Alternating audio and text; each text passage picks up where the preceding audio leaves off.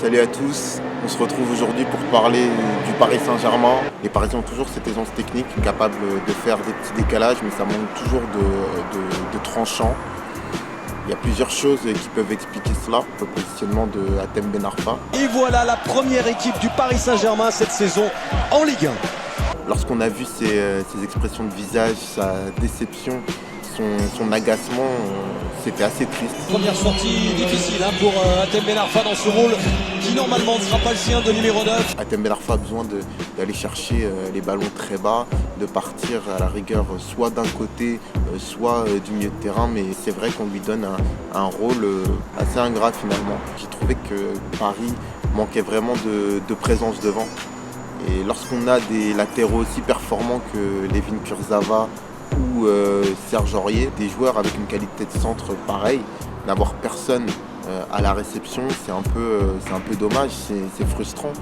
Ben Arfa, c'est pas quelqu'un qui coupe les trajectoires, Lucas non plus. Après, je suis positive, Paris me fait kiffer parce que lorsqu'on voit une triplette Di Maria, Ben Arfa, Pastore, le tout sur un même terrain, c'est quelque chose d'extraordinaire. Alors, est-ce qu'ils ne se regardent pas un peu trop jouer? Ensuite, j'ai trouvé que le milieu de terrain du Paris Saint-Germain manquait cruellement de puissance.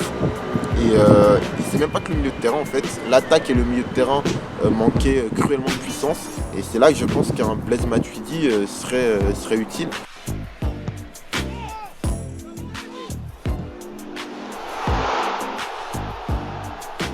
Pour revenir sur le poste d'avant-centre, le départ de Zlatan, c'est pour moi une grosse perte.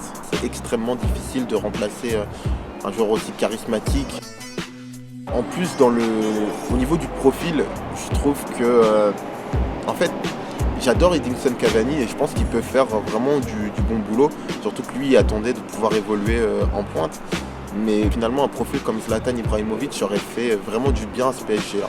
Quelqu'un qui est capable de décrocher et puis finalement apporter ce poids véritablement qui manque en attaque et jouer ce rôle de remiseur.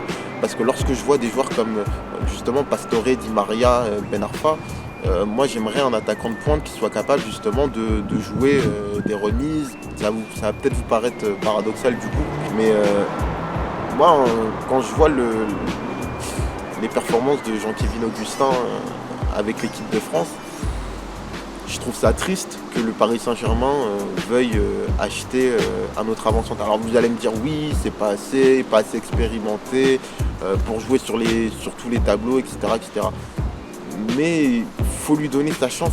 Pressé, c'est un bon footballeur, hein, bien que sa blessure, sa grosse blessure l'ait empêché de revenir à son top niveau. Je suis pas convaincu que ça apporte un réel plus à Paris, donc j'espère me tromper. Il faut trouver encore la bonne façon de maximiser et d'utiliser le potentiel de chacun. Je crois que ça va être ça vraiment le plus difficile. Dis-moi ce que tu penses du début de saison du Paris Saint-Germain. Est-ce que tu es satisfait ou pas? Quelles sont tes inquiétudes? À quoi tu t'attends? Qu'est-ce que tu veux pour le mercato? Bah écoute, je te dis à bientôt. Bonne journée. Ciao.